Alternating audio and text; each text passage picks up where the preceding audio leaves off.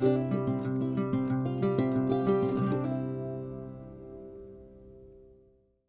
everybody and welcome back to Life with Jordan. Today we're going to be talking about how to start your spiritual journey and tips and tricks to get you there while feeling confident. I have a bonus tip at the end of this video, so if you make it all the way to the end, this is something that I am so glad that somebody told me when I was starting my practice, and I want to share it with you so that you can have all the tea. A lot of these lessons are lessons that I learned in my spiritual journey, and I want to share with you guys so that you don't go through the same thing as I did. My first tip today is talking about time. That it takes a lot of time to start your spiritual journey. It can take as much time or as little time as you want to take to start your journey. And you can also start with as little as grounding with your feet on the ground for as little as 10 minutes. Now that's not going to take you a lot of time, and it's a short thing to do, but it can really make you feel a lot more connected. However, if you say that you don't have the right amount of time, that's like saying you're not worthy of your own time and you're not worthy of the time that you would normally give to other people. It's time in the day, and you will find it if you are really interested in starting your spiritual journey. That's part of the limited belief system that we put on ourselves because that's what we've been told all of our lives. My next tip is for reading a lot of books. So you're going to find a lot of information on TikTok, on Instagram, on YouTube, but when you're learning information that pertains to spirituality, and you want to make sure that you have your resources correct, because you don't want to be called out on anything because you are culturally appropriating anybody or that you don't have your facts straight. So what I recommend is if you like a practice or if you see someone's video that you really enjoy, I'd follow that up with doing research and finding out if they are culturally correct and that you can take on that practice yourself. Make sure that you are always backing up your sources and your knowledge and making sure that you are doing things by the book in the right way and not doing anything to offend any practices. My next tip for you is to trust your gut. Know in yourself, trust the process. If something doesn't feel right, listen to it.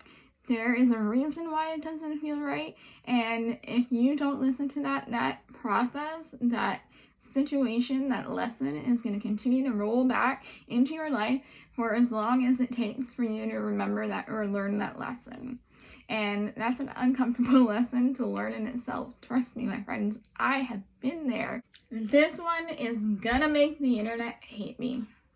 There is some people that believe that crystals will bring your ex back, will make that person love you, that you've been manifesting out of your life, that your crush will fall back into love with you, or in love with you for that matter, or that crystals can ruin your life. My friends, we all have a subconscious, and subconsciously what we think manifests. And things happen when we have certain mindsets about things, and a rock is not going to do that for you. Trust me, I love crystals. I'm a huge believer in them helping you and benefiting you, but they're not going to make someone else's subconscious or conscious do something in benefit of you. It's only going to work for you in the way that you need it to help you heal, you for your journey, for your spiritual journey. It's not going to cause someone to come back. My next tip is that you do not need a lot of money to start a spiritual journey. Sure, the crystals are nice. Sure, the tarot cards are nice. Sure, the candles that are super fancy are amazing. But we don't have to spend a lot of money to start. The dollar store has just as great candles. Winners, Marshalls, and Target have tarot cards that don't cost a lot of money. And the crystals you can get for the ground, and you can set them with your own intention as well. So it doesn't cost a lot. So if you're curious to start your journey without spending a lot of money, that is very well possible. My next tip is that there are some tarot readers that are out there that are very inauthentic and that will do anything for clout, my friends. You will see some readings that just don't make sense, and this will go along with the trust the gut and trust the process, that if it doesn't make sense, it's okay to not force it. We can't always resonate with every single tarot reading that's going to be put on your platform in front of you. And that's going to be the same for any healer, any practitioner that you just don't feel is right or something's not sitting right. Trust your gut with that. Don't force anything that doesn't feel comfortable.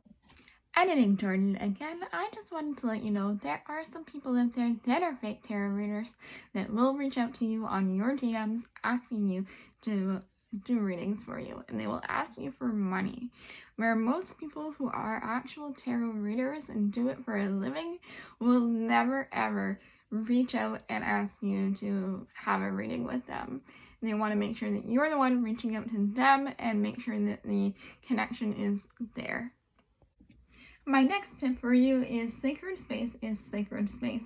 It can be as decked out or as fancy or as little to nothing inside of it. What counts is when you actually go there to either pray, to connect with your guides, to do your readings, to journal. It's where you can go and feel comfortable enough to really connect and reground, regroup, and connect to self and authentic self and higher self. My next tip is that mindset is truly, absolutely everything. If you are thinking negative thoughts, you are going to be attracting negative things and negative lifestyle and negative just situations coming into your life. If you are thinking positively, we attract positive things, positive situations, and positive abundance as well. So mindset really truly is everything, and I really did recognize this and notice this. The moment that I would go back into old habits and limited beliefs, I would start attracting negative things coming into my way. If you have made it this far, I have a bonus tip for you, and that is that it is okay that you buy your very first tarot deck. You don't have to wait for it to be gifted to you. You can purchase your own and never allow anybody to make you feel bad for that. It's perfectly okay, and I highly recommend you do so. You want one that you can connect well to and that you will visualize with even better. If you like this video, click the thumbs up button. Have a beautiful day, everybody.